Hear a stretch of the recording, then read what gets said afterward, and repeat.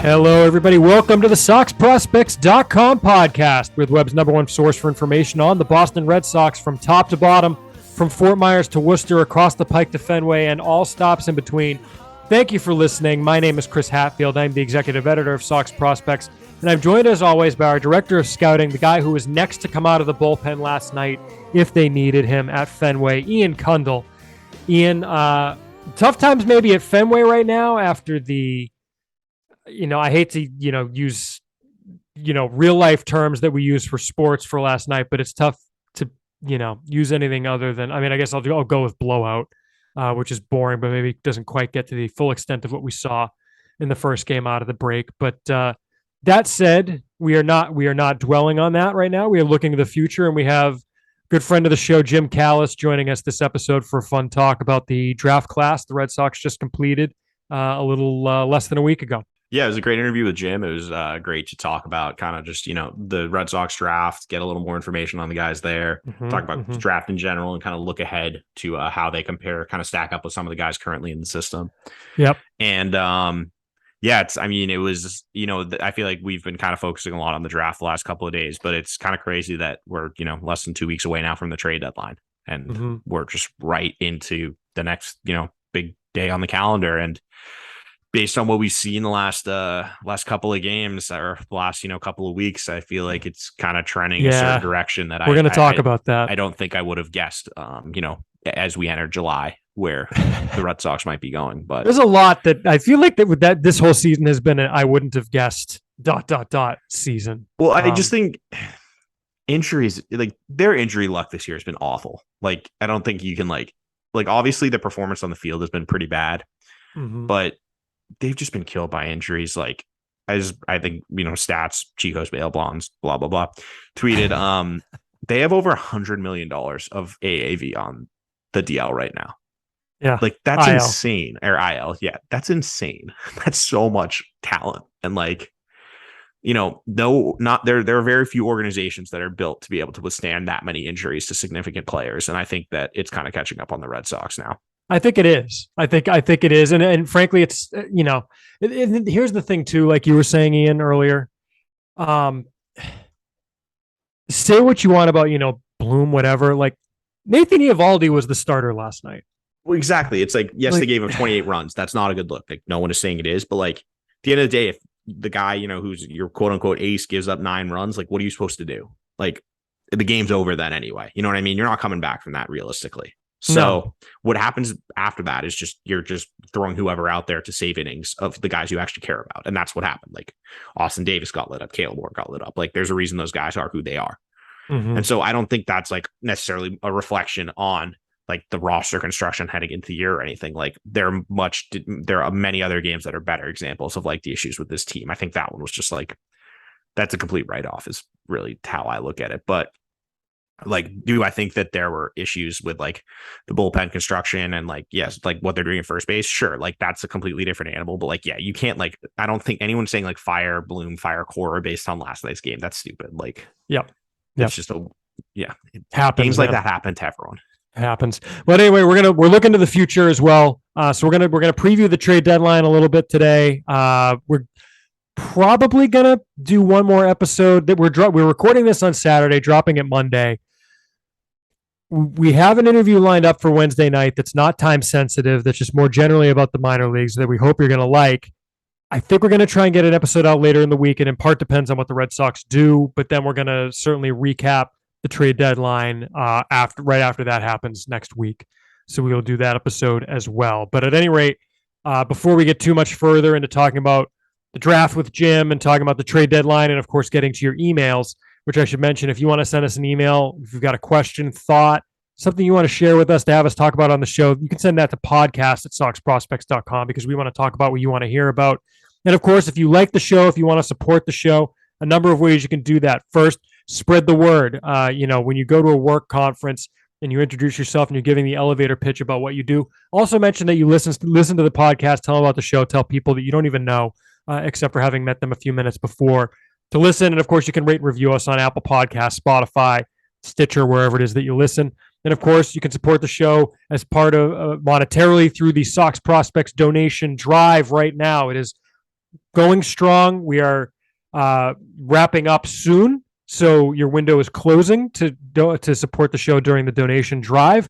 2 ways you can do that. You can go to soxprospects.com/donate to give a one-time donation to the site to help support the work that we do. You can also support us on patreon.com/soxprospects if you want to pledge an amount per episode and get some neat perks. And Ian, I don't think I mentioned this on the last episode. And in fact, now that I think about it, I think right after the last episode, I noticed this and told you to remind me of this episode. But luckily I remembered. We have met our goal of reaching $350 per episode.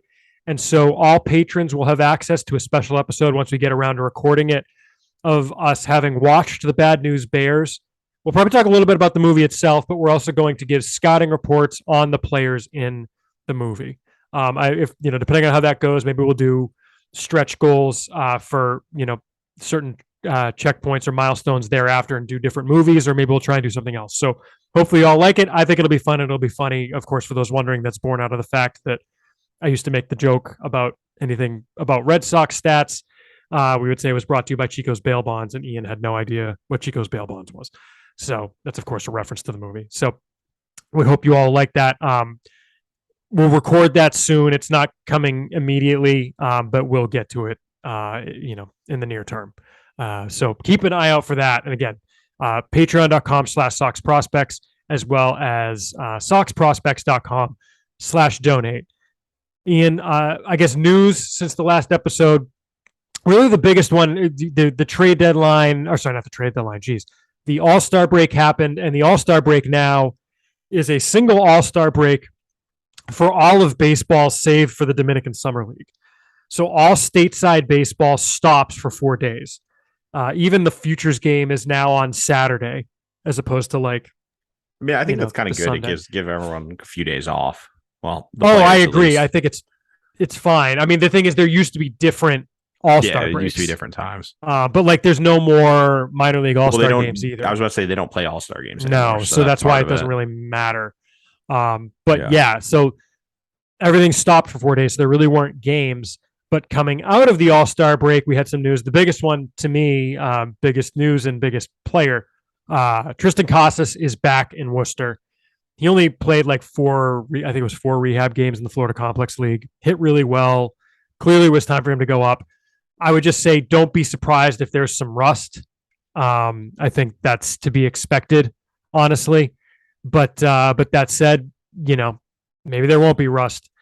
To me, and the biggest thing is just the timing is really tough because he's got, I wouldn't even say a week to show the Red Sox whether or not they need to do something at first base. And we'll talk about that in a minute, but it is at the very least good to have him back in the lineup in AAA where he's supposed to be. Yeah, definitely. I think that, he's someone that the injuries this year pretty much delayed what I think he would have debuted long before this if he had been healthy. No question. What comes to mind, Ian, if I could just interrupt real quick on that, is Rafi Devers' debut. I think timing wise, he debuted, I think, less than a month before the trade deadline. The end of June, beginning of July. Yeah. Yeah. I mean, they're easing him in, but I think we're seeing, though, the impact is being felt with, obviously they've had to play Franchi Cordero there and everything. And obviously the production at first base is just fallen off a cliff again the last couple of weeks. It was okay for a stretch, and now it's really fallen apart. By far the worst in baseball position. And I think that's obviously tough when you're already carrying a couple other below average offensive players catcher, right field, center field, places like that. So yeah, I think it's not a great spot, but if Costas can get back healthy, then, there's a chance that he could be up. And I frankly, especially if the team goes the route I think they're going to, I think we see him in August pretty shortly after the trade deadline. You think that soon? I could see it. Yeah. Just give him a shot. See what he is, plays the last, 30, 40, 50 games and go from there. So here's the one thing that I would add to that is, because we got this question on Twitter. I think you definitely want to keep his service time below 60 days. Right, that's why I said mid-August or so. Well, right. Well, yeah, I could see mid to late August if he's hitting well in AAA. Depending on what they do. But I think, and the reason I say that is that for the incentives for service time that MLB put in this year, for him next year. First, you want him to be rookie eligible next year. Yeah, If you he want wins him the to be rookie of the year eligible. You get extra and picks. Exactly. Yeah. And although he gets a full year of service time if he wouldn't have otherwise gotten it. Yeah. But that said, I could easily see him up all year next I will year. say though, like looking at the price of rental first baseman, I'm not sure the Red Sox will be addressing that externally. Like Dan Vogelbach, who is a terrible defender and is a DH, went for like a pretty interesting relief prospect with the Mets, who's been up at the big leagues this year, and Colin Holterman, who's like he's got 2 legit pitches. So we're not talking about like a 27-year-old journeyman. Like he is 26, but he's like 6'7". Like he's got, I think it's fastball slider. Like if you look at his numbers, like he's performed in the big leagues this year. He's been up with the Mets for 17 innings and he's got, K9s over 9. His FIP is, 2.27. His ERA is 2.04. He's been worth 0.4 WAR, and they traded that for Dan Vogelbach, who's a rental DH. Like, if that's the price for a DH, imagine what it will be for someone who can actually play the field that might be able to hit 2. I just can't see the Red Sox like paying that price, especially for what to grab the third wild card. Like, right? It's just they've kind of backed themselves into a hole which I mean, we'll talk about it in a little, but like, yeah, they've kind of their play of late has dictated what I think is going to happen. I think that's fair. Yeah, it's tough. You don't want to bail on a team that is this close. And I honestly, like, who knows? Maybe the Red Sox reel off 5 straight, right? And then we're talking a completely different. Yeah, I mean, it's obviously a possibility they get hot, but like, it's just the last couple of stretch of like, you lose Sale in that last game before the break, or second to last game before the break. You got blown out of both those games too. Then Devers goes on the DL today. Like, it's just you look at the team and it's just like they're starting Jeter Downs and like Yolmer Sanchez today. Yeah, like, that's bad. And Franchi Cordero and Jackie Bradley and Jaren Duran. Like, all of those guys are starting today. Like, that's not good. That's not a good team. Yeah. And like, obviously, like, it's injuries. Like, yeah, I mean, JD Martinez. They're missing JD's day to day. They're missing him. They're missing Kike Hernandez. They're missing Christian Arroyo. They're missing Devers. Like, that's huge. You're missing, 2/3 of your infield and 2/3 of your outfield and a DH. Like, you're missing 4 of your everyday guys.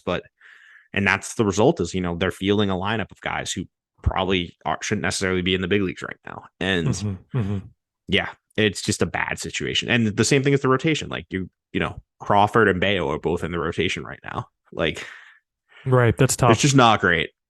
That's tough. Yeah. We'll see how they go forward. I mean, I was all ready to talk about the positions that they would buttress in if they were to buy. I mean, if they were to buy its first base and its relief pitching, do you think if they were to buy, say, like they get hot, they wouldn't make it? Would they make a deal for a starter with Sale gone? You can't, right? I think if they're going to buy, though, I think that the only way they buy is if it's multi-year guys. I don't think you buy pure rentals with this team. I don't think that makes sense. I agree. Someone who's going to stick around, and then it's just like you'd be trading now for the guy who's replacing Nathan Eovaldi if you're going to let Eovaldi walk. Well, and that's the thing. Like, we were talking about it before the show, but they have a lot of free agent decisions to make, and it's like. And so I've got the list. You want to run through it quickly? The guys who are free agents after this season. JD Martinez is a free agent. Nathan Eovaldi is a free agent. And Kike Hernandez is a free agent. Christian Vasquez is a free agent. Michael Wacha, Rich Hill, Matt Strom, Kevin Plawecki. And then Wacha. I said Wacha. Yep. Okay. I mean, Yolmer Sanchez. Yeah. And then as far as Jackie Bradley has a team option that probably gets picked up because if I'm remembering it correctly, I think his AAV next year is only like $4 million or something because of the way it's his contract is structured. Yeah. So I think they'd be kind of silly not to pick him up, even if you're just going to pay him to be like a bench glove.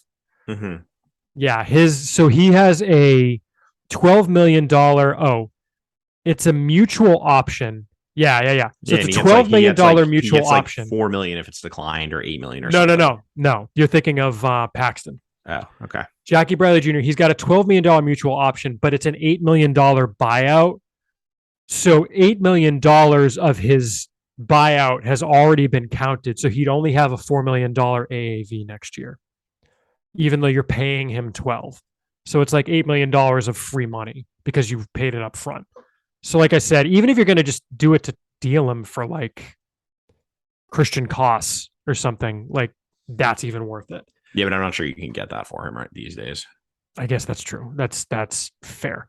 But yeah, that's the situation with him. Man, they've got a lot of guys. You've got to address the catcher position. They've got a lot.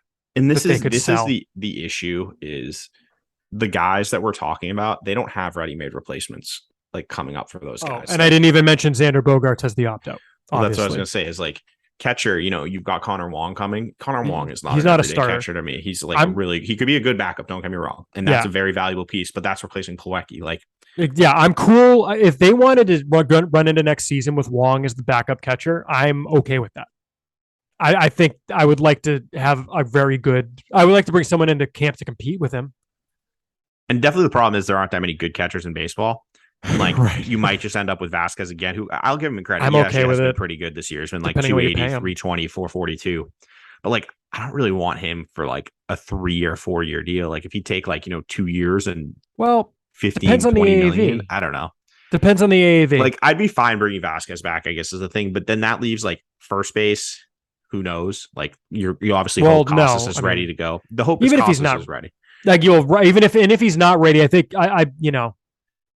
do you roll into the year with Dolbeck again? The same thing you did this year, yeah. But then it's shortstop, it's just that he's going to be ready by May. Yeah. If he's not ready, shortstop, Bogaerts is going to opt out. Like, and this is something like I've said. Story's interesting. I'm not sure. Well, I don't think he can play shortstop because of his arm anymore. But like Bogaerts is obviously had like a good year. He doesn't hit for power anymore. Like he has 7 home runs this year. It's just weird. Like he's slugging under 450. And like that's not, yeah. I'm just not sure how, like, if he wants, like, if you could get Bogaerts on like a 5-year deal at a decent AAV, I could definitely get behind that. I'm just not sure I'd want to give him 7 or 8 years. Like, yeah. And I'm, he just doesn't strike me as the profile of guy who's going to age well. And yeah, the thing with Bogaerts, and I almost wonder if this is why they're letting him get to, it seems like they're letting him get to free agency. Are they calling his bluff on what he's going to get? Like, do they think like, yeah, okay, I know you want the Lindor contract. Like, we don't know you're going to get the Lindor contract. Well, the problem, I think, and I don't know, like, Lindor can field the position. Well, Bogaerts has been good defensively this year. He's been fine. But like, he's going into a class with 3 guys who I think I would rather have than him. Which is who? It's Trey Turner, Dansby Swanson, and Carlos Correa. Mm-hmm. Like, you would rather have Dansby Swanson than Xander Bogaerts? I think so, yeah.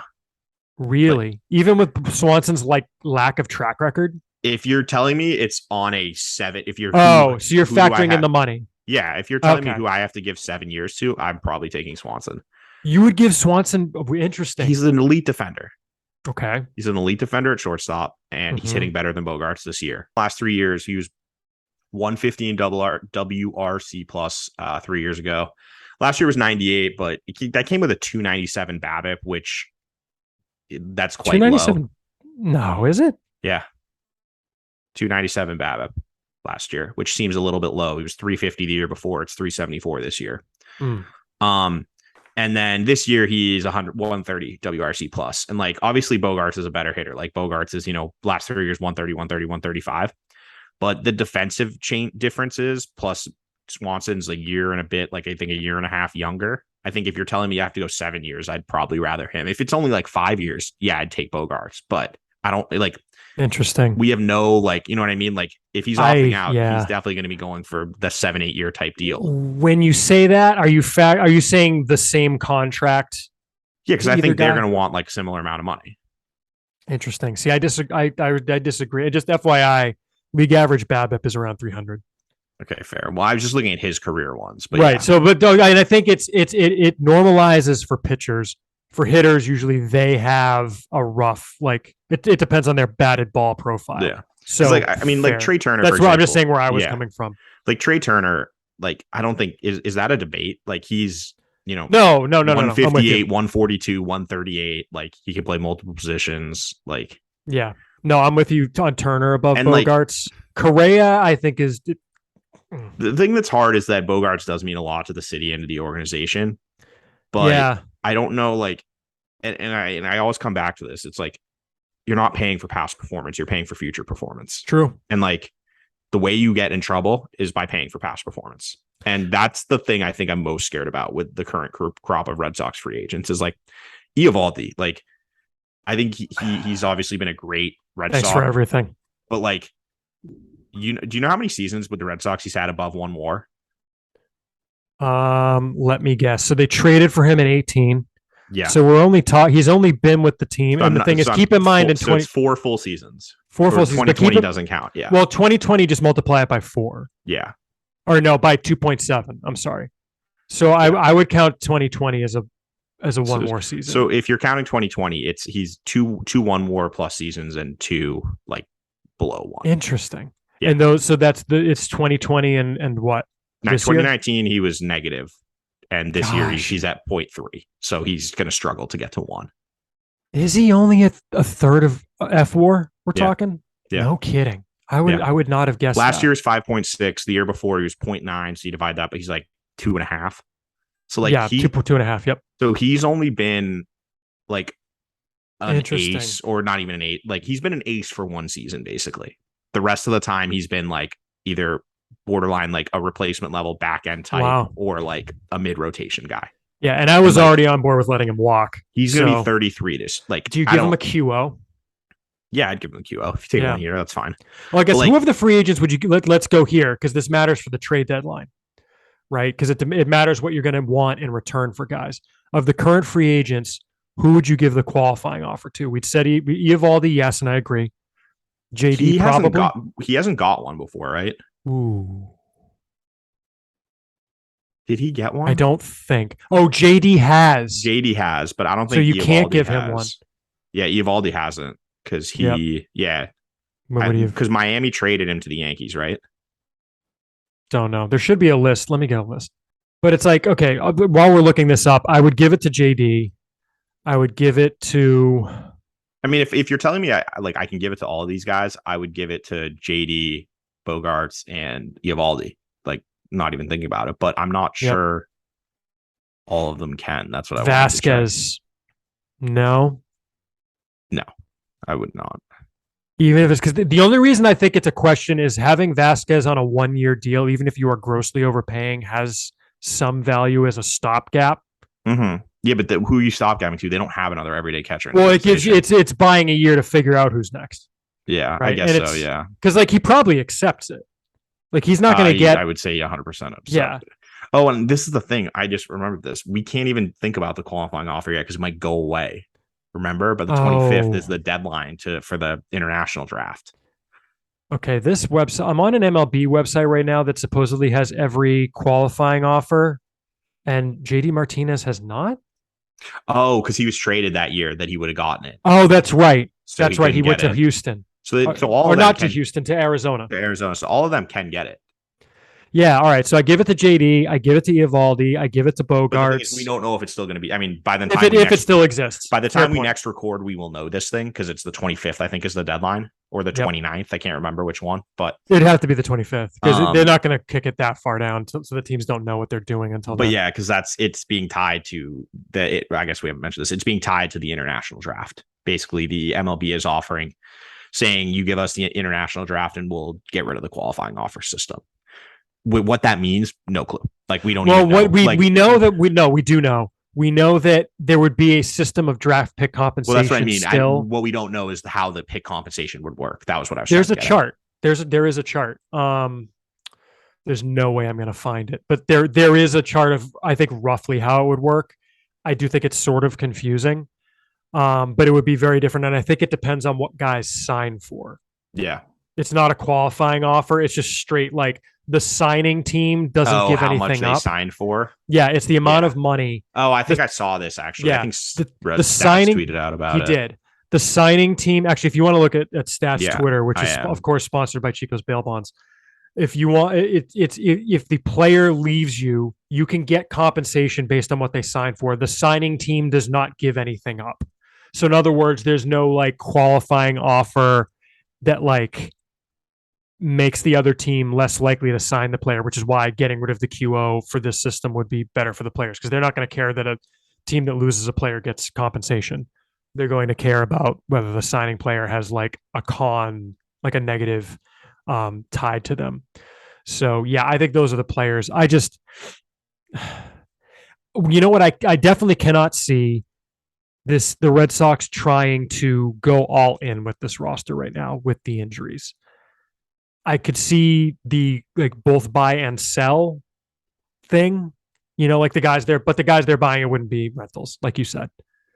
So it's going to be fascinating to see how they play. It just doesn't make sense to me to buy rentals, because like you look at the standings right now, and the Red Sox are a game and a half out of last place in the division. And obviously, like that's like, well, I mean, that doesn't really mean that much. I was just about to say I don't want to put it that way, but like if you're going to I mean, coming out of the break, it was 47% was their playoff odds, and of course we have one game since then that was a loss that apparently made them go from having a positive to negative run differential. They're now at -5. Yeah, so they're at 33% right now.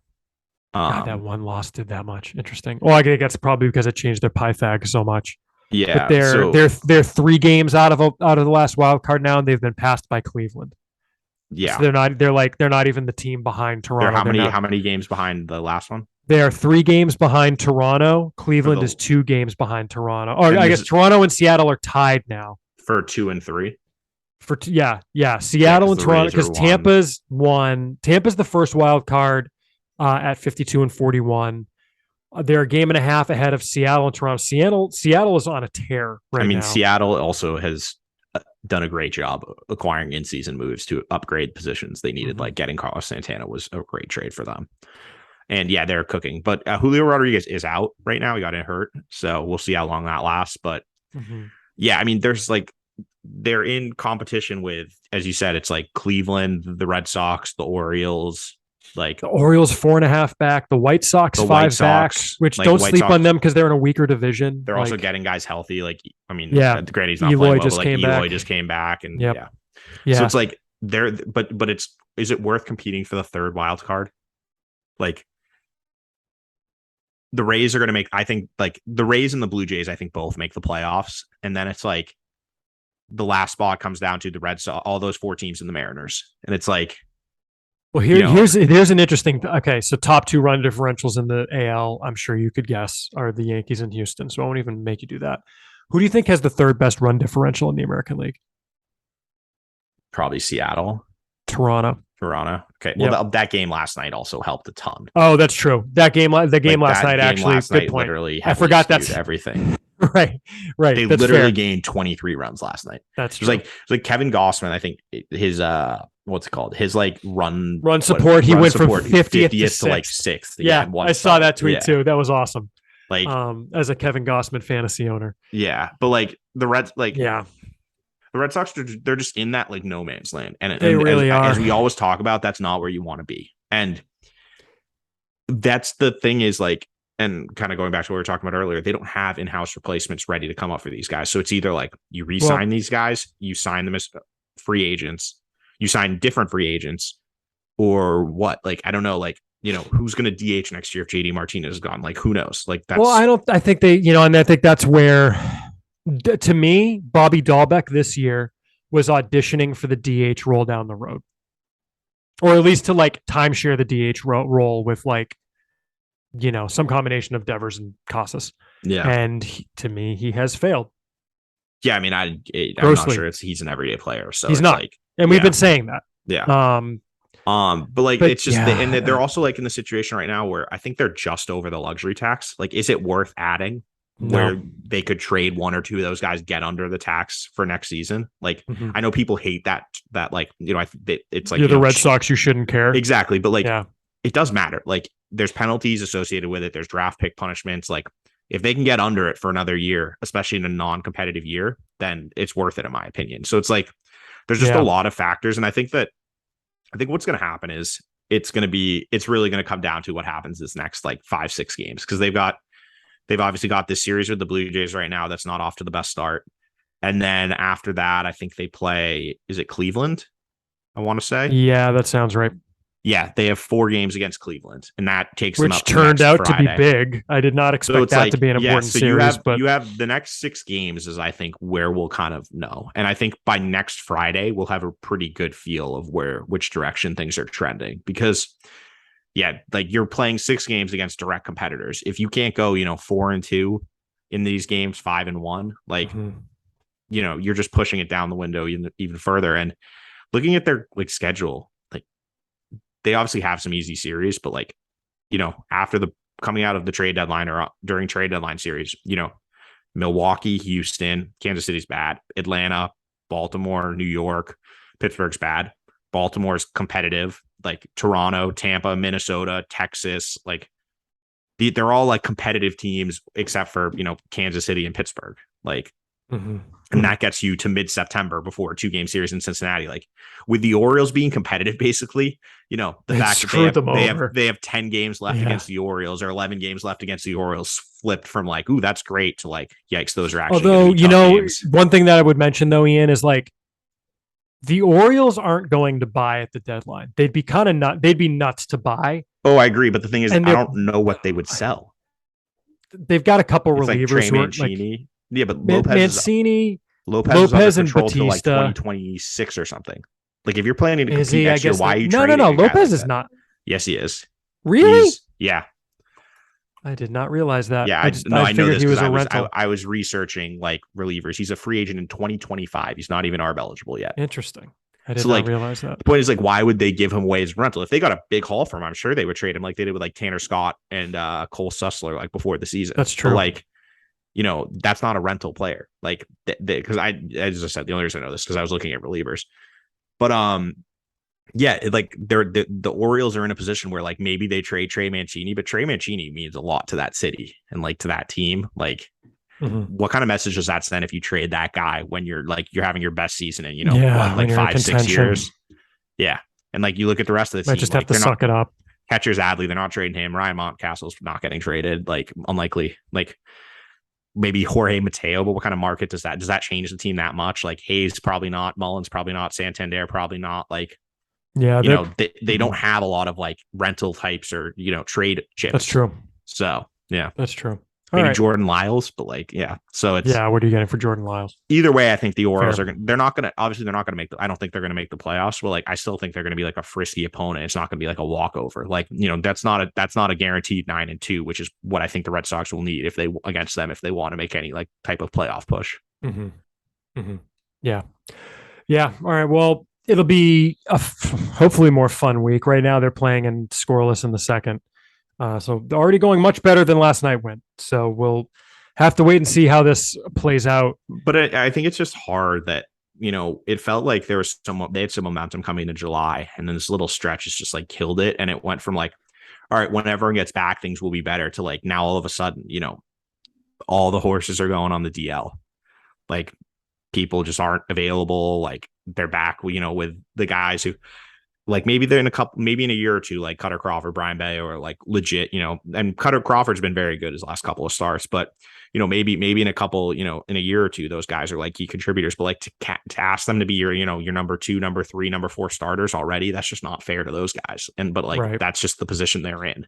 Right. And like, it's the same thing with the bullpen. Like, should Darwinzon Hernandez be in the major leagues right now? Probably not, but they don't have another option. Like, the only AAA reliever on the 40-man right now is Philip Saldez. Exactly. So it's like they're just with the number of injuries they have that aren't long-term injuries. It's just like that crushes their 40-man, especially with, and I think you're the one who talks about like the 40-man should be 42 now. Yeah, and it's just that they're never going to expand that because it's expanding the. Well, no, and it's also it's because it's because expanding the 40-man roster expands the players union. Like that is a huge thing. Expanding the 40-man roster. It also expands the number of people you have to pay. Like yes, expands the number. Like there's so much more involved. Like what they would need to do is some kind of way to make adding or removing guys from the 40. It's like if you have X number of guys on the injured list, you can add someone to the 40-man or something. Well, because like this is the issue and they take have right them off now is for they free. have 1, 2, 3. Well, I guess Winkowski doesn't count. So 1, 2, 3, 4. Well, Winkowski, they have 8 guys not on the 60 right now. Not on the 60. Okay, so let me see if I can figure them all out. It's Arroyo, it's Devers. Oh, 9. I didn't count Devers. Okay, so it's Arroyo, Devers, Seabold, Eovaldi, Sale. No, Eovaldi. Not Eovaldi. Seabold. Okay. Just do hitters first. Just do hitters. There's 3 hitters. So there's 3. So it's Arroyo. It's not Hernandez anymore. No, he's up on the 60. So it's Arroyo, Devers, and who's the third one? Story. Yeah. That's the 3 hitters. And so then that's the 3 hitters. And there's 6 pitchers. Yeah. So it's Sale, it's Seabold, Hill, Waka, 2 Lefty. more. Strum reliever. And Danish. Thank you. So they have 9. So they have their baseline right now is 31 players. 26 active. Yeah. And then from that, you have to. So you have 5 guys in the minors. So it's Wong, Groom, Hernandez, Valdez, Ronaldo Hernandez, Phillips Valdez, and Brian Mata. Are your 5? Yep, and that's it. Like Mata, who, by the way, as of right now, has not been promoted to Worcester, but like writing on the wall, I could see that happening by our next episode. But yeah, that's like it's crazy that's all they have. They have no depth right now because of all the injuries. Right, and it's like bonkers. That's not like. Even under the worst case scenario, I don't think you could predict this many injuries. Like, and at the end of the day, like, as I said earlier, like, I do think there are some issues with the roster construction, but I also think that the team has been snake bitten by injuries and just like players are not performing up to the standards they have in past years. And those two things, when you combine of those, who are those guys? Let me just interrupt you. Who are the guys that you think are not performing the way that you could have reasonably expected them to? I'm not saying I disagree with you. I'm just saying who is. I mean, Dolbeck is number 1. But like to me, and this is almost something of a devil's advocate point, but I kind of agree with it. What were you expecting out of Bobby Dolbeck? Maybe not to be this bad. Not this bad, but at least be usable in like a platoon role. Sure, like hit some home runs. Yep. Alex Verdugo has not been up, but he was like snake bitten. But he's 263. He's 260, 303, 369. His OPS is 672 this year. Like him, like Hernandez when he was healthy. Hernandez, yeah. I mean, the problem was Hernandez. It's funny. It's easy to forget that Hernandez was only healthy for 2 months. Yeah, and then before he got hurt. But as I broke it down, like he had a couple of stretches where he was absolutely horrid and he was fine the rest of the time. And the problem is this: like the sample size was so small before he got hurt that those 2 awful stretches drag his whole season down. Like if he had played fine in the past 45 days, his numbers would look completely different. But I mean, Bradley's been like 53 OPS plus, which was that's why I'm saying Bradley not hitting was predictable. It was predictable, but I think you could have hoped for a little more than a 53 OPS plus. Well, and I think that's we talked during the offseason about how like when they traded for him, it's like okay, he's a bench bat that you're overpaying to also acquire Benellis and Hamilton, and then we talked ourselves, or at least I'm speaking for myself. I talked myself into him as the starter coming into the year, and it's like, well, maybe I shouldn't have talked myself into him being the starter because he couldn't hit last year. But like Plawecki this year has a 53 OPS plus. That has hurt.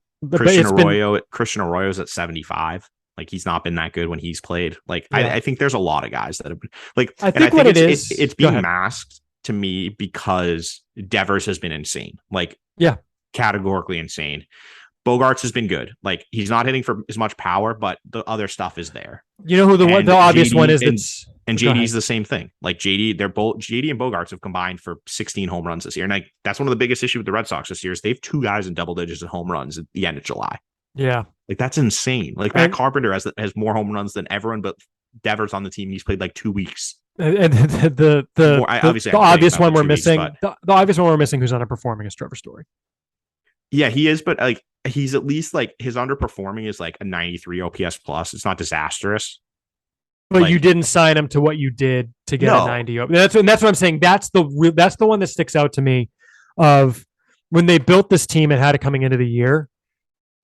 The reason getting nothing out of Jackie Bradley and getting nothing out of first base really, really hurts is that Story is playing like a league average player.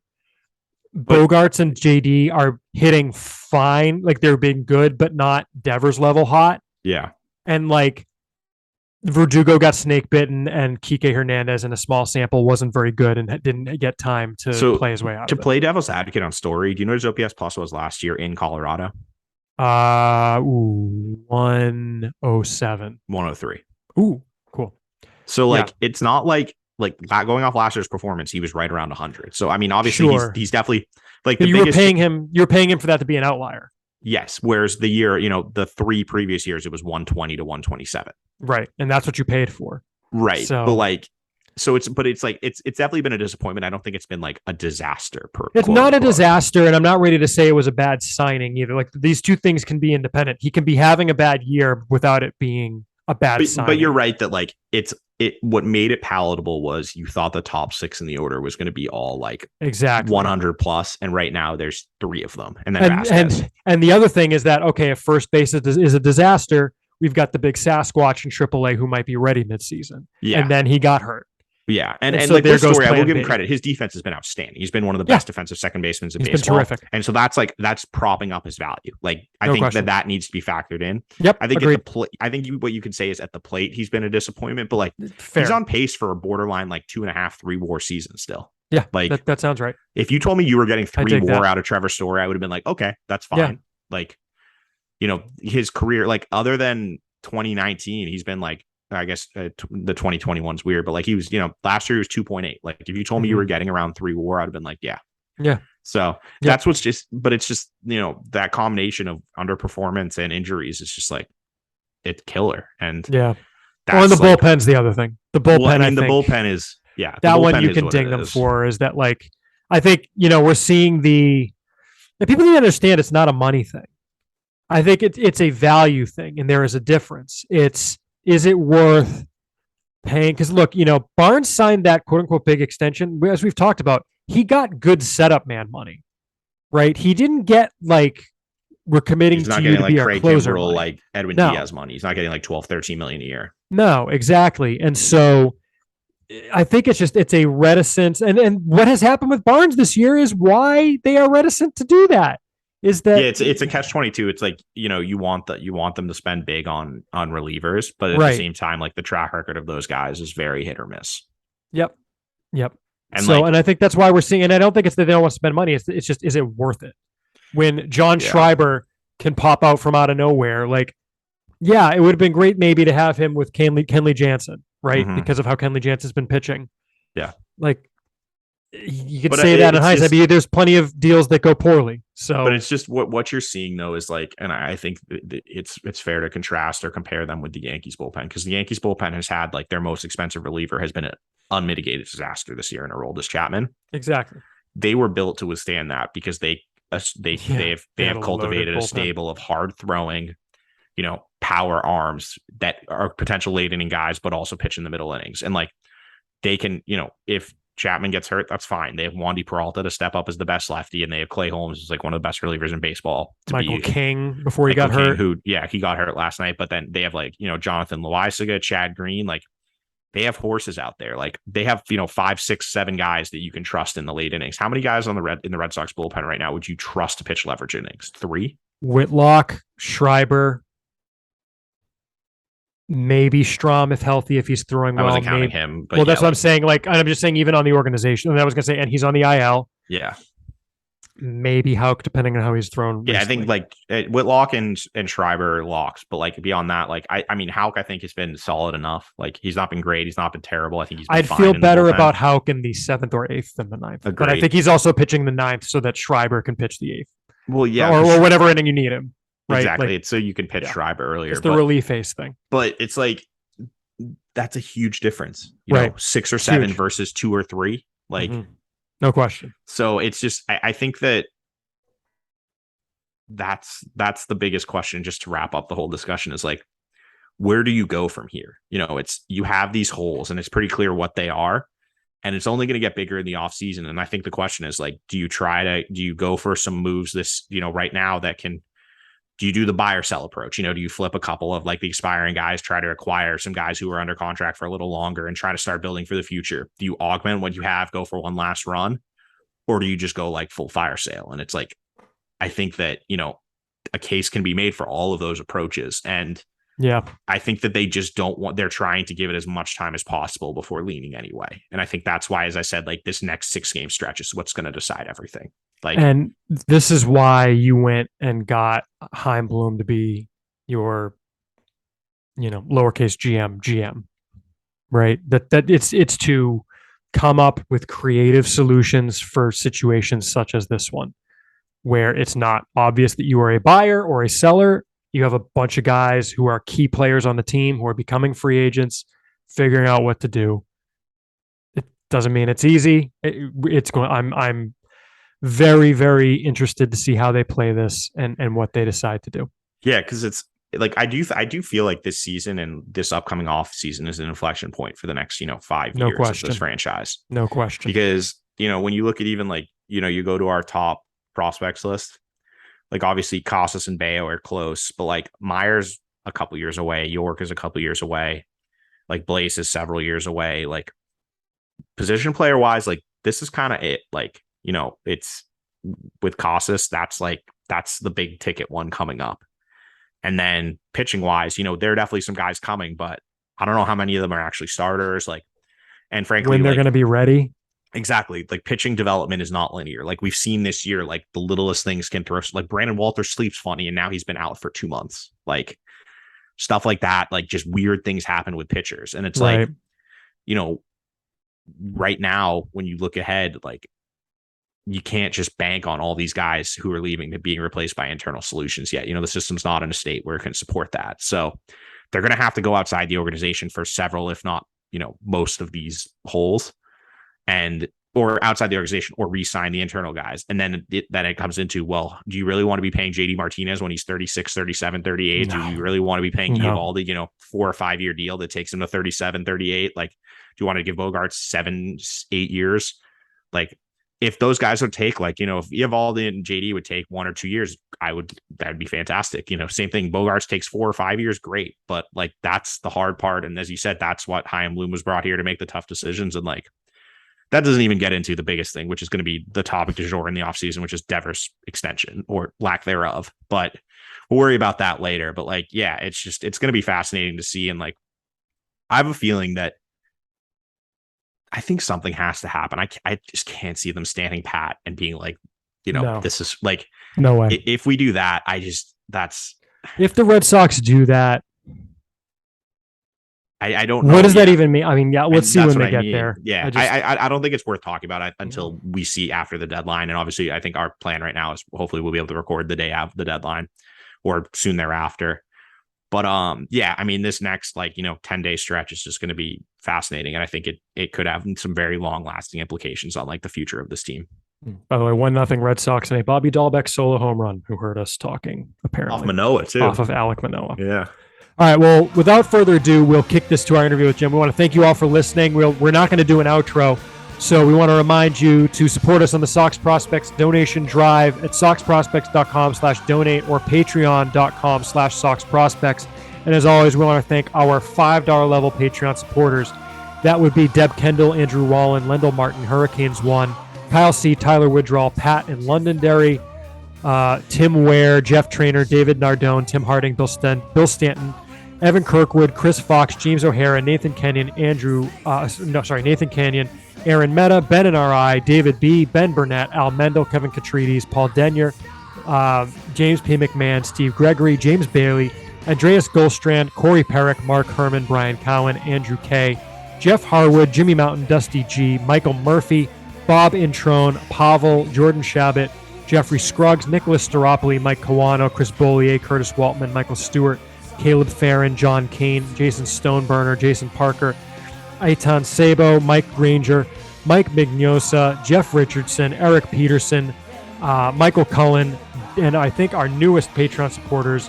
I think these are all new folks who haven't been with us for more than a month. It includes the most recent, those last few people, as well as Dan, John McGee, and Nicholas Lenson. Thank you all for supporting the show. We appreciate it.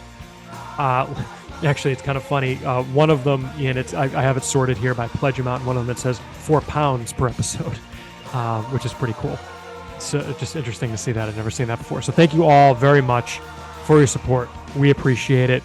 Here's our interview with Jim. You can follow us on Twitter at Sox Prospects. You can also follow the site on Twitter, on Instagram, at that account as well. Follow Ian at Ian Cundall. That's IANCUNDALL. Follow me on Twitter at SP Chris Hatfield. We'll be back in your eardrums soon. Thanks, everybody.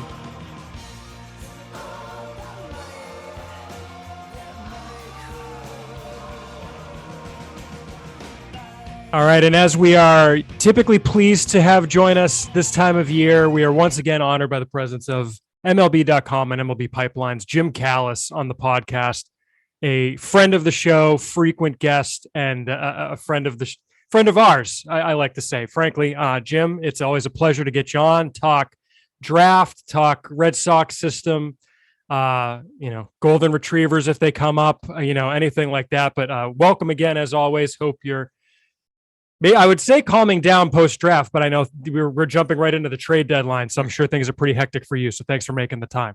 Oh, you're welcome. Yeah, no, they are. And then we've got to re-rank all our prospect lists too after the trading and signing deadlines. And so where do I stand? Where's the Callis versus Spear? I know. As we were talking before we started recording, I was like, I'm gonna have to get. The thing is, we have both of you on once a year at this point, basically. So I think you're gonna have to get me on twice a year so I can move ahead. Well, I keep having this idea in my head of having like the Red Sox list summit with you and Alex, but then again that doesn't. Cool. But that also doesn't help you is the thing with the numbers. So we're gonna have to figure out. Yeah, cancels it out. Yeah, we'll have to. We'll make it work. I will. How about this? We need a new stretch goal for our Patreon because we just passed a milestone, Jim, where we have to watch Bad News Bears and give scouting reports on the players. For our patrons, and so maybe we'll do if we pass our next stretch goal, we'll get Jim on so he can catch Alex, and it'll be tied, and everyone will be happy. There you go. How about that? All right, sounds good. Well, I mean, I guess the topic of the day on this episode of the show, Jim, is kind of the recap of the Red Sox draft, and I guess just generally as far as the Red Sox class goes, what were your thoughts? It seems like we've got. The headliners are the top three picks being the high school bats, and I guess joined by Brooks Brannon in the 9th round as another high school bat, and then a bunch of college arms, which again, maybe it's a bit of an overgeneralization, but maybe not so much of an overgeneralization. What was your takeaway of what the Red Sox came away with? And I guess, to what degree does the context of this draft class maybe inform what you think of them, or how the class wound up being what it wound up being composed of? Yeah, it was a kind of an interesting draft. We were talking a little bit before we started recording about how just with all the pitchers who were hurt this year, there were 6 college pitchers who could have been first rounders with Tommy John surgery, and then Prelip coming back from Tommy John surgery, and what do you do with Kumar Rocker and Cade Horton's explosive postseason, and then Dylan Lesko, the best high school pitcher, had Tommy John.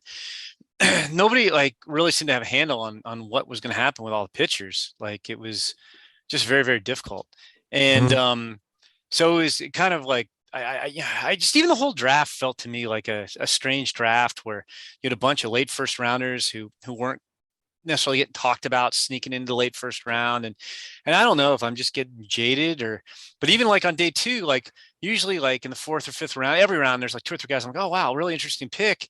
There just weren't that many of those guys. It's like the first 3 rounds were all jumbled, and then everybody kind of went where you thought they'd go after that. So it was a weird draft for sure. And then, the Red Sox draft, I mean, I'll be honest, it didn't blow me away. I like Mikey Romero. I like Cutter Coffee. I like Roman Anthony. I know in the context of where we ranked him on our list, we had him as the 65th and 105th and 56th best players in the country, which, I mean, I'm not saying our list is definitive or teams should draft off our list, but they didn't get one of the top 55 players in the draft, on our list. Right. So that didn't blow me away. And then even I guess they're going to talk about turning Dalton Rogers and Noah Dean into starters. Yep. That's the plan apparently. They're okay. I wasn't really blown away by the draft. How about you guys? Were you pumping fists, excited, or how were you guys? It's not quite to the level of, in Bill we trust at this point, right? With whatever Belichick does as far as the Pats going. I know you're a football guy as well, so you get that. But I don't know that I'm there yet. But it's just I think for folks who follow it closely, post Nick York, I'm just kind of like, well, let's see. Is kind of where I'm at. And I'm not to say that I don't disagree. And look, you're way more in the weeds on this stuff than we are, I think, because when the Red Sox draft earlier, last year it was easy to try and look at the guys who might be there at 4, right? At this point, I'm just kind of like, did I have an opinion on Mikey Romero on draft night? No. It's an interesting group. They do seem to be going really, and I'm interested in your thoughts on this. I mean, the jokes on Twitter immediately after night 1 were that, Chaim Bloom has some kind of thing for high school, California high school middle infielders, right, between Nick York, Marcelo Meyer, and now Romero and Coffey. And heck, the jokes when Bryant Zayas, this undrafted free agent high school kid out of Miami, signed or might sign, has agreed to terms. It's like, wait, but he's from Florida and not California. I got that multiple times. So I don't know if that's a thing or not, but it's interesting that they do seem to be putting a lot of eggs in the high school hitter basket, whether that's just how it shakes out or whether that's something they're trying to exploit or something like that. That's been very interesting to me to see that sort of pivot from where in the past I can remember talking to you like, yeah, they took their high school hitter, they took their college hitter, they took their college pitcher, they took their high school pitcher, and they have their balanced portfolio. That doesn't seem to be the case anymore.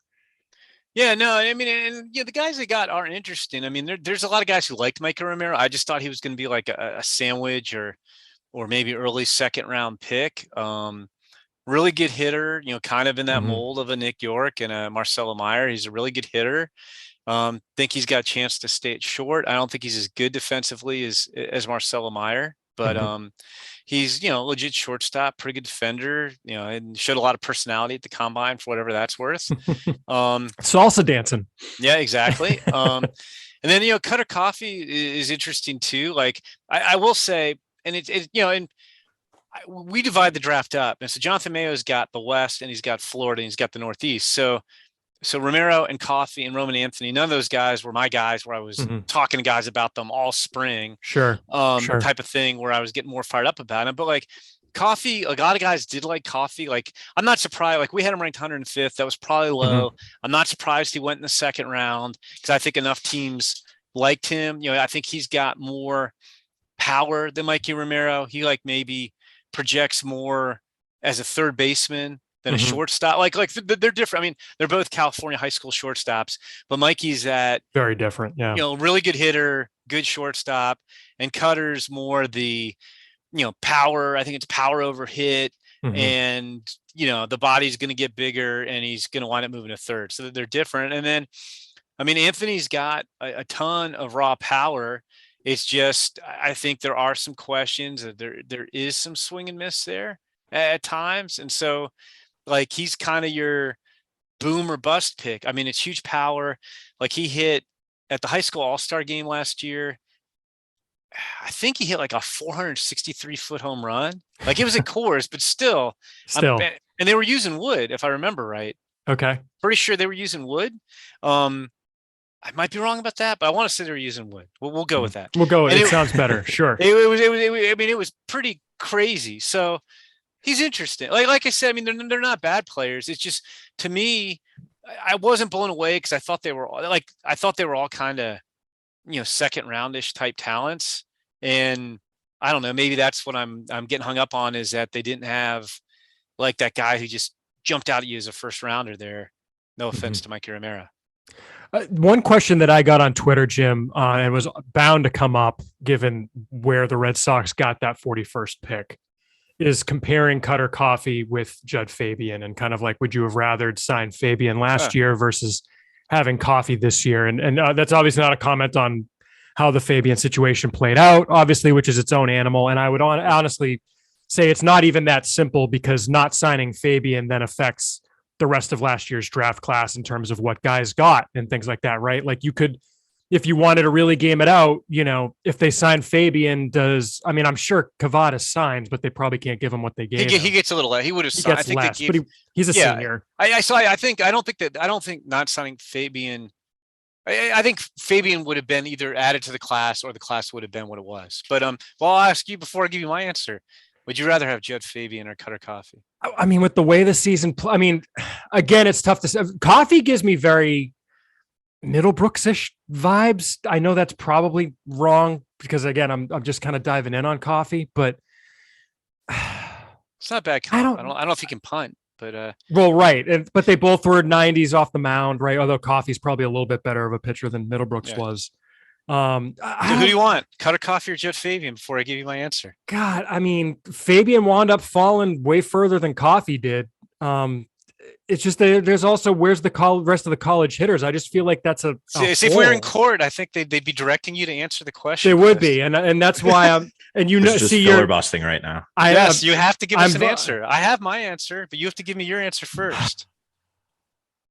Gun to my head. I mean, maybe Coffee. The swing and miss scares me on Fabian. What do you? I just want to say I'm not putting a gun to your head. I know. Okay, that's true. That's true. Yeah, How about you, Ian? Who do you want? You want Coffee or Fabian? I, as a general rule, am not a huge fan of college position players with a significant swing and miss issue. And I understand Coffee obviously has that same concern, but he's also, one of the younger guys, I think, from the high school, or at least he's in the younger shade of the high school class, just turning 18. So I'd probably lean the high schooler guy if we're talking about two guys with similar swing and miss issues. Yeah, you know what? And I would lean towards Coffee also. I like Judd Fabian. He didn't. It's weird. Like, he came back this year and he struck out less. So the strikeout rate went down, but it was still over 20%. He walked a lot more and he hit 239. And I mean, there's power, there's athleticism. He can play center. It's close, but now that you're drafting off stats, but he's a career 246 hitter in almost 200 games at Florida. And how many guys hit 246 in college and have become good big leaguers? So it's almost unfair. That's my concern is that track record of player just isn't good.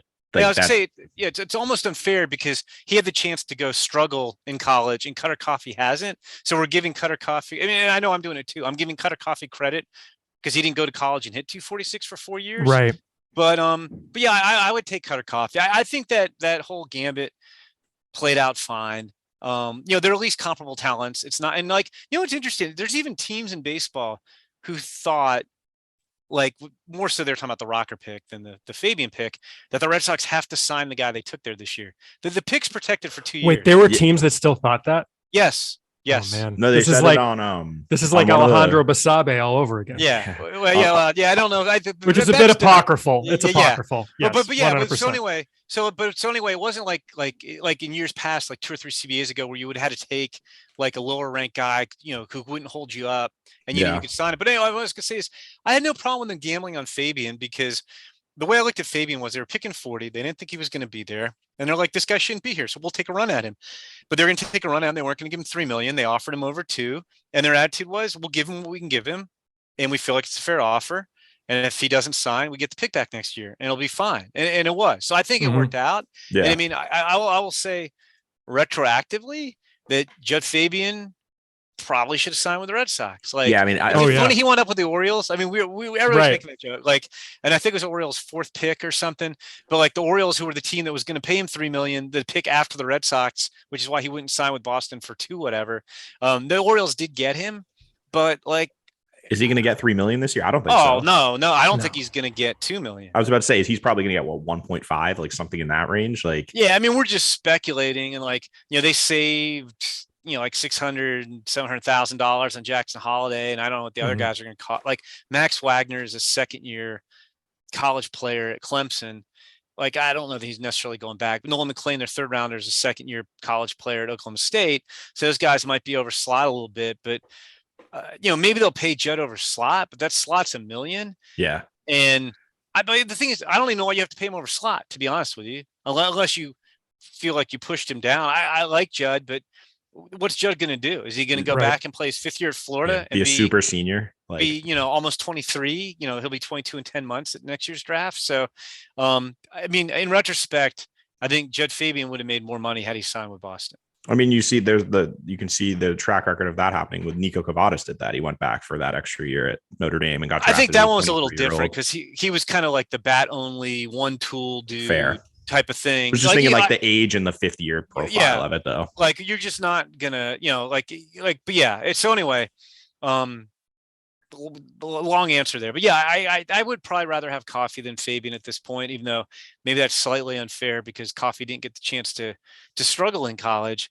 But like I think the way the Red Sox handle that is fine. I don't know why more teams don't do that. You don't want to defer your picks a year, but there's a guy like I'll give you an example this year. I mean, again, it's a little different with Brock Porter because he's with Boris Corp. He's the guy who was our top ranked pitcher. He's a high school pitcher, Gatorade Player of the Year. We had him 11th on our list, and he went in the 4th round of the Rangers. It'll be like kind of a combo package with Kumar Rocker. Yeah. And obviously, they were telling teams, "Don't draft this guy. He wants X, blah blah. He won't sign." And he does have the Boris Corp. And like a lot of Boris Corp guys turn down big money, so you kind of have to believe it with him. But at the same time, like, what if? And I'm not shuffling the pool money around, but like, what if the Red Sox just said, "We love Brock Porter, and we're going to take him at pick 41, and we'll give him 3.25."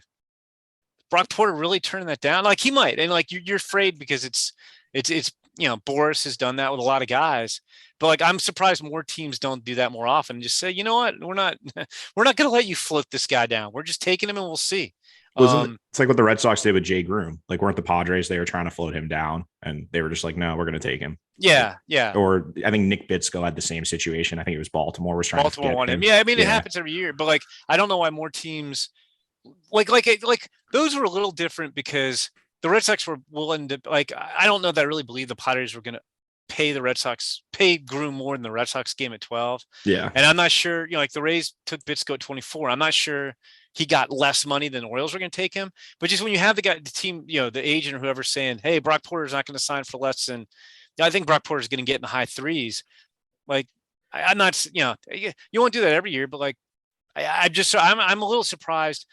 Again, with understanding, I'd actually discussed this scenario with people the morning of the draft and the morning of day 2, even like about where's Brock Porter going to go and how Scott can push guys down, blah, blah.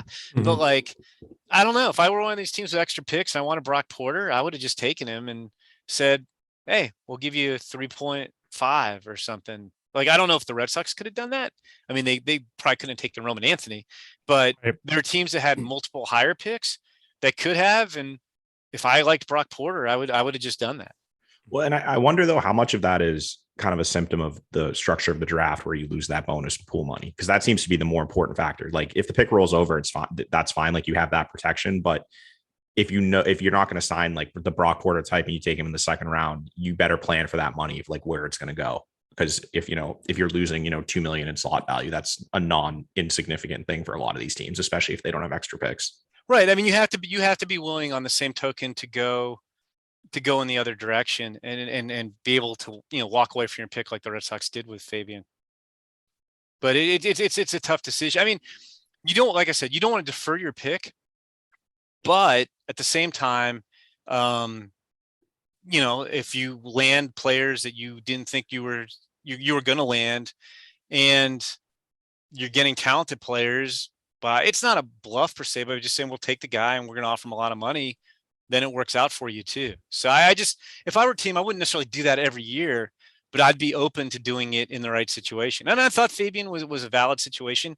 I literally just got an email as we were recording this that the Orioles have signed Jed Fabian. I don't know what he got yet, but as we record this, he's officially a Baltimore Oriole. I look for that tweet later with the bonus. Yeah. And, but yeah, it's just like I said, I think it's a gamble we're taking at times.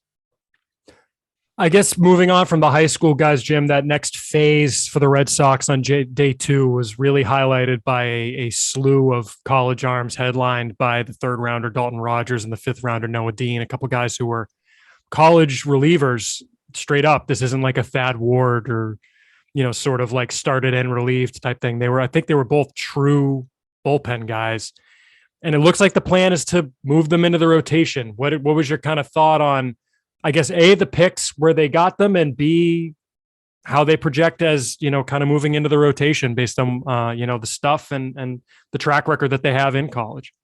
Yeah. I feel like I'm just like kind of sighing a lot about this. So Dalton Rogers was in my half the country, and he's got a good arm. Mm-hmm. He's left-handed. He's 92, 95 with shape of the fastball. He can show you pretty good slider. He show you pretty good changeup. So he's got the 3 pitches. But he's also 5'11", 172, and didn't throw a ton of strikes this year. So like, again, I mean, there is development. Guys get better. So I'm not saying, oh, there's no shot, but like he does have the 3-pitch mix. Okay, so I get that. 5'11", 172, not throwing a lot of strikes does not blow me away. That's going to be a easy transition to starter. Sure. Noah Dean went about where we thought he would go in the draft. But it's interesting for him because he throws his fastball like 80% of the time. Like it's a good fastball up to 97, and he's got pretty the curveball's fine. Like I think it's average to solid, but the guy throws 80% fastball. So he's 6'2", 185. That's more typical starter size. But like I get what they're trying to do, but I don't think you just look at these guys and are like, oh, that guy's a starter. It's like I guess it's not like a Mr. Negative on this podcast, but I'm more like kind of like, okay, let's see how that works out. Like, I'll put it to you this way. I don't necessarily think, and I do think the Red Sox system has added depth. I don't think Dalton Rogers or Noah Dean's making our Red Sox top 30 when we update it in midseason. Or is he making your guys? Are either one of those guys making your list? No. Like, we were talking about this recently. It seems like it's maybe the top 3 plus, depending on how you like Brannon. Does that sound right? Yeah, and I have to. It's one of those things. Like I really haven't considered the list. It's like, who am I bumping off the list to make room? Who's not on the list that I have to get on there? That type of stuff. Yeah, is Noah Song coming back from the Navy? Like, oh God, I know. I'm joking. Do you get that question every day like we do?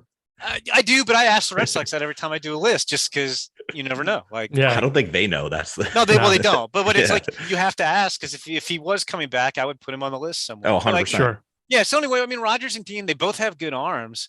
I don't think there's any question about that. They both pitched well at mid-major programs, but we'll see. To me, I'm not. To me, the jury's out on how easy it's going to be to turn those guys into starting pitchers.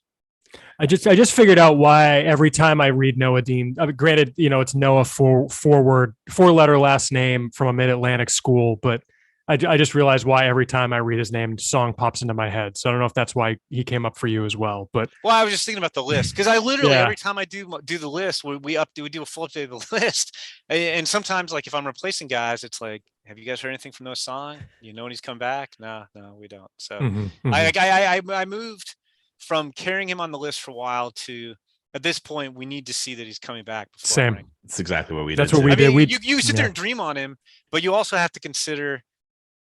I think he last pitched in 19 for them at that Premier 12 at the Premier 12. Yeah. So that's like 3 years ago, and so who knows what his stuff looks like. So he's super intriguing, but it's hard to rank him any longer.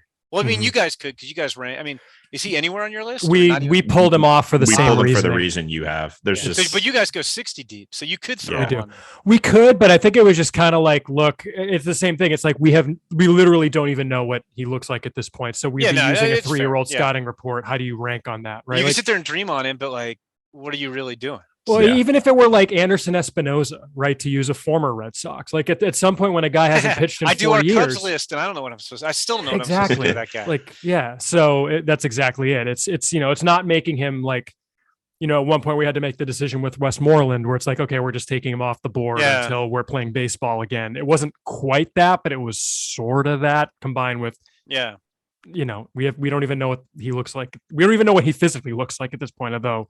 Or what his stuff looks like. Like if you theoretically he's been throwing some, but it's not the same. Who has any idea what the stuff looks like? Like we have no idea if he's thrown off a mound, for example. He might have just been throwing off flat ground. Who knows? He might just be long tossing on an aircraft carrier. Exactly. like we genuinely we don't know. So, but anyway, we digress. But we digress. I don't think Dalton Rogers or Noah Dean is going to make it's a weird in my mind, and I haven't plotted them all out, but and it obviously it varies on how good the farm system is, but on guys, you're like, okay, where are these guys going to impact the team's top 30? And I think there's, like you guys said, I think you hit the nail exactly on the head. It's 3 or 4 guys make the list, and I'm just popping up our list. So our list is weird because we haven't updated it since before the season, but. So you got like Rafaela to move and stuff like that. Well, yeah, he's got to move up. But I honestly. Just eyeballing this, is Michael Romero if he's in the top 10, it might be at 10, right? I mean, yeah. Nick York's having a rough year. I'm still taking Nick York over him because of Nick York showed us what he did last year. Jeter Downs is confusing, but Jeter Downs, like, I don't know, dude. Blaze Jordan's having a great year. Mata's almost back. Walter looks good. Like, we got to move. I think Rafaela, I would take Rafaela over Mikey Romero right now. Yeah. Mhm. I'd take Miguel Blaze over him too. Yeah. So anyway, I mean, there's a scenario where none of those guys might make the top 10. So I guess that's why I'm not like super, super excited. I mean, there's nothing wrong with the players, but it's like, it's like, I think like if you're a fan, you're like, hey, like last year, like we were Marcelo Meyer, he's going to number one, like bam, he's number one on our list. But yeah, it's just a different kind of draft. You didn't have the best player. You weren't picking fourth, and you didn't have the best player in the draft fall into your lap. Well, and I also think it's kind of what you were talking about earlier, though, that, you think, oh, you have 2 of the top 41 picks. Like at the very least, you're going to get one guy that everyone considers like kind of like a consensus top, 25 talent or so. And in the end, as you said, the highest ranked player they took was 56. And obviously they, on their board, I would assume that, at least Romero and maybe some of the other guys were top, 30, 40 talents. But I'm sure they had their board. It seems like there's a lot of risk where there might have been some way to mitigate some of that risk, at least with one of those picks. Yeah, no, I think that's fair. Well, is that, because I'm thinking about it, Jim, it does seem like it's kind of a not spread the wealth type strategy, but like you said, there's no headliner here, right? In the sense, it's funny, but I'm sure if you talk to Red Sox, like that's true. They had Mikey Romero as a first round pick, and you aren't taking guys higher than you have them on your board. So like, I'm sure in the Red Sox mind, they may have gotten 3 of the top 40 players in the draft. Exactly. Right. And they may be right. I mean, and that's what's so fun about the draft is that you don't know, especially with high school kids. So yeah, I don't know. I feel like I'm being a little harsh, but it just didn't blow me away. And that's why I think, though, it's hard to, and I don't envy what you guys have to do, where you have to, put your instant reactions down based on, the draft that just happened. Like, we're not going to know anything on these guys for 3-4 years. Yeah, and like you guys were alluding to, and basically, not that it's purely this, but your instant reactions tied into, we have a list of 250 players. Exactly. And when I'm not saying we're right and the Red Sox are wrong, because the Red Sox, been doing scout longer than we have and have had a lot of success. But, they took Mikey Romero 41 picks above where we had him ranked. They took Cutter Coffee 64 picks above where we had him ranked, and we probably had Cutter too low. I mean, they got Roman Anthony 23 picks later than we had him ranked. But like, that's from my standpoint, that's just not a draft that's going to blow me away based on where we had players ranked. We didn't rank Dalton Rogers on our top 250. I wrote him up for our draft tracker. Like, I was aware of who he was. Chase Meadroth, who's a 4th-year college player, we didn't rank. And Noah Dean, we had ranked 124th, and they got him in the 5th round. So, well, yeah, and then I think just like when you go beyond that, it's because of what they did earlier, they ended up having to take, basically, they just took college seniors from rounds 6 to 10 minus the Brandon pick. Right. That Brandon pick was a little interesting because I feel like in the 9th round is not necessarily where you see that type of popping a high school guy who you're going to give like a 2nd or 3rd round bonus to. But you're right, because that's usually like who you take like in the 11th round, the first round. They do that all the time. The 11th that made me wonder, and like I do think like almost everybody in the top 10. I assume if you're getting taken in the top 10 rounds, you're signing. Like the over under on guys who won't sign is like 1.5. Yeah, like I think these guys are going to sign. And what I took when they took Brandon, I did kind of perk up at that one. I mean, he's interesting. I mean, he led, for whatever high school stats are worth, he led the nation in homers and RBIs. He's got a strong arm. He's going to have to work to be a better receiver. So I don't think he's a lock to stay catcher, but he's an interesting guy for sure. And when they took him, my thought was, it was like they'd figured out, okay, we're going to sign him, and we better get him now rather than wait till tomorrow and give teams 2 more cracks to pick him before we do. Yeah, that was chance to talk to him overnight too. Exactly. That's what I was going to say, is like maybe they were afraid because they weren't picking that early in the 11th round that someone could jump in there and grab him. Yeah, and I'm saying sometimes on day 2 also, and I don't know if this is the case with Brooks, but Brooks may have had a price tag. Like, who knows what it was. And the teams obviously weren't buying it. And then like all of a sudden, sometimes people's minds change, and like, maybe Brooks or people's camp are like, he wants to play pro ball. Like, what do we have to do to make it happen? And they lowered the price tag. And all of a sudden it's like, yeah, we will sign for X, when before we wanted 1.5 or 2 times X. And we, and nobody wanted to do that. And so maybe something shifted late in day 2, and that's what they got. But that's why, like I would assume they're going to sign him. I mean, it's interesting like I don't think they're going to sign Gavin Kulin in the 13th round, Right. but he was like the one, like, I mean, they took a couple other high school guys too, but he's like the one big ticket guy they took on day 3, but they took him in the 13th round. And it's funny because like if you take that guy in the 11th round or maybe the 12th, like I don't know why one round makes a difference, but it's like, okay, like they're taking him high because they think they're going to sign him. The fact they took him in the 13th after 2 college guys makes me think, okay, they wanted the 2 college guys and then they're going to take a game, if things work out or somebody doesn't sign and they have extra cash, they'll make a run at Keelan. But like, I don't know if they're really going to get him done. Yeah, well, that's like they went Peyton Green in the 15th last year. Yeah. Right. He strikes me as like security in case like maybe Brandon doesn't sign or, Taboni wrong with the top 3. Taboni basically admitted that they think he's going to be a hard sign, which is interesting because I'm not used to hearing them say anything like that. He got asked it in the post-draft media availability. And he basically came out and said, like, they got asked about him and Cannon in the same question.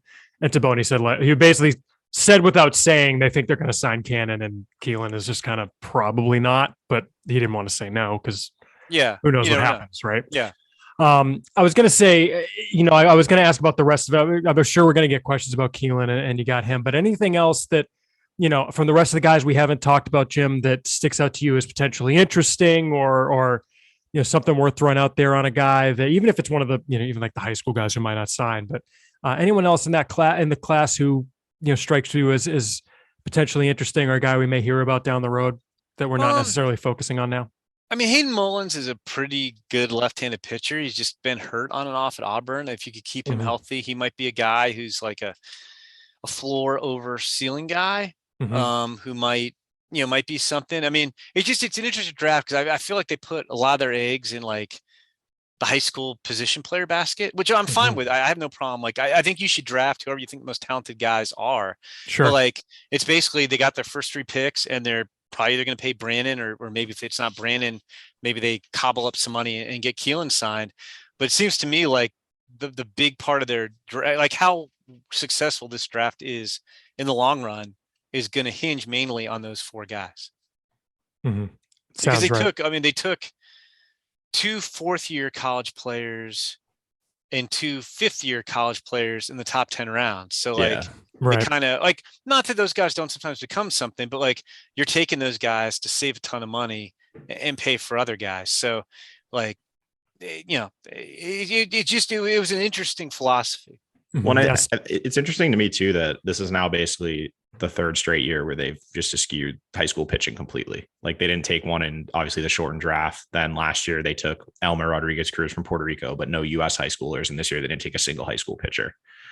And yeah, it's just interesting that they kind of have, like, as you said, they're focusing on kind of like 2 groups. It's like high school hitters and college pitchers, and all the college pitchers seem to have like 1 or 2 interesting traits, whether it be like, a fastball with good carry, breaking ball with a good spin rate. Like there's something that I don't, just digging on some of these guys, that they all seem to have like one thing, but it's very few of them, if any, have like multiple of those boxes checked, which seems like, you're kind of banking on your dev system being able to get something more out of them than necessarily we've seen in their college careers. Yeah. And they've done a nice job developing. I mean, I think their pitching depth is deeper than it's been in a while. They don't necessarily have, besides maybe Bayo, like, guys are like, oh, that guy's like, top 100 type, but they do have pitching depth and they have done a nice job with guys. So it'll be interesting to see what they can do with these arms. Jim, I guess diving into the guys in the system already. Obviously it's been a very interesting year so far. The top 3, kind of the big 3 coming into the year have all sort of dealt with injuries. But when they've been on the field, it's been a bit different. York has kind of struggled a little bit, whereas Costas has seemed, the numbers are fine, but he's hitting the ball really hard. And Meyer seems like he has more or less been as advertised. Is that sort of what you're hearing on those 3? And as far as the system this year, we've gotten a lot of questions that it seems like it's on the uptick. Is that the same thing that you're hearing when you're kind of digging in on the system? Yeah, no, I think that's fair. I mean, I think, with Marcelo, I think he's been as advertised, outside of being hurt a little bit. I think he's been as good as we thought he was going to be. And, with Costas, I just think Costas is going to be one of those dudes who, just because his approach is so patient, and he has a 2-strike approach that a lot of guys don't have. And, a lot of the big time power hitters are swinging for the fences. Like, he's the anti-Joey Gallo. I think he's going to put up better power numbers in the big leagues in his prime than he is in the minors. He's just not going to, it's not going to be home runs or nothing for him. That's not his approach. And, with York, like the strikeout surprised me. Like, I haven't dug in because we do so much draft as to like what's going on with him. But, for a guy who almost walked as much as he struck out last year, and his strikeout rate was, I don't know, it was about 18% last year. And now this year it's like 25%. It's almost 3 times as many strikeouts as walks. He's hitting the ball on the ground more. I'm a little concerned. Like just the numbers and the underlying numbers aren't, like, he doesn't seem like he's the same Nick York. I don't understand what's going on there. Yeah, it's been interesting that he's been out with 3 different injuries. And from what I've heard, it seems like they're not what's bothering him on the field, but you just kind of have to wonder when your season is this disjointed, how much that plays into. But, and the injury itself is kind of slightly concerning, just that based on he had injury issues in high school. And now, we're in his, this is a second full pro season, and they've propped up a bunch of different ones now. Obviously, it's not the same as what the issues he dealt with in high school, which I think were more like shoulder and arm related. Shoulder, yeah. But, when you're talking back, and then it's leg, and then it's foot, and then, like, we're kind of running the entire body gambit when it comes to injuries, which is not obviously what you want to see from a guy like him. Yeah, no, exactly. How about some of the other names that are, there's been plenty of pop-up guys. Bayo has continued getting better, obviously, and is, officially starting tomorrow, I guess, in place of Chris Sale. We mentioned Rafaela, a few other guys who've really popped up. Of course, everybody loves Nico Cavadas right now because he might be the hottest hitter on the planet. But any other names that are really jumping out when you're having conversations with folks about the system that as having raised their stock significantly?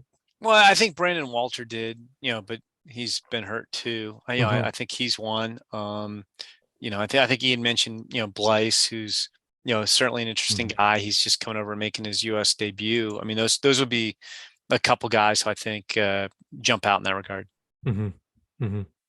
And then as far as where the system, we always get, where does the system rank among other teams? And of course, you guys put out rankings, but based on how that's changed from the beginning of the season, what are your thoughts on the system as a whole, and where the rebuild for the Red Sox, of the farm system, at least since Chaim Bloom has taken over, where do you think they're sitting right now? Well, that's always a hard question at this point. I literally haven't looked at it at all. Sure. And you have to kind of look at the other organizations. We kind of had them in the middle of the pack. I think they'd probably still be in the middle of the pack. I don't feel like they've had, except for Bayo, who was on the bubble anyway, like a bunch of guys like jump up and throw themselves into top 100 consideration. But I think the only guy they've graduated off their list is Jaren Duran, who, I think we talked, it was crazy. Like, if he had not gotten COVID, he was like a day or 2 away from graduating last year. Right. And then he got COVID and went on the COVID list and never came back up. They had somebody else graduate early in the season, but it's just 2, so they haven't lost a lot of guys off. Crawford, I think maybe we're graduating Crawford on August 1st. We just lost Crawford recently. Yeah. I think they're probably just kind of same middle of the pack. Right? Like, probably had a few teams. There's probably a couple teams ahead of them that have moved behind them, and there's probably teams behind them that have moved ahead of them. And I certainly haven't looked to see like who added a ton of talent in the draft that may have, pushed them, up a couple notches type of thing. True. Yeah. That post-draft ranking is always a lot different. We were starting our process and it's like, oh, I get to push this guy down to 15 or 16 now. That's interesting, or whatever. So cool. All right. Well, Jim, it's always a pleasure. I think we'll wrap this one up and let you go enjoy the rest of your Saturday. We appreciate you hopping on, and like I said, we'll try and scheme some ways to get you on to get you. I got to at least match Alex or move ahead of him somehow. All right, we'll figure it out. Jim Callis from MLB.com. Thanks for joining us, and we'll talk to you again soon. Yeah, great talking to you guys. Thanks.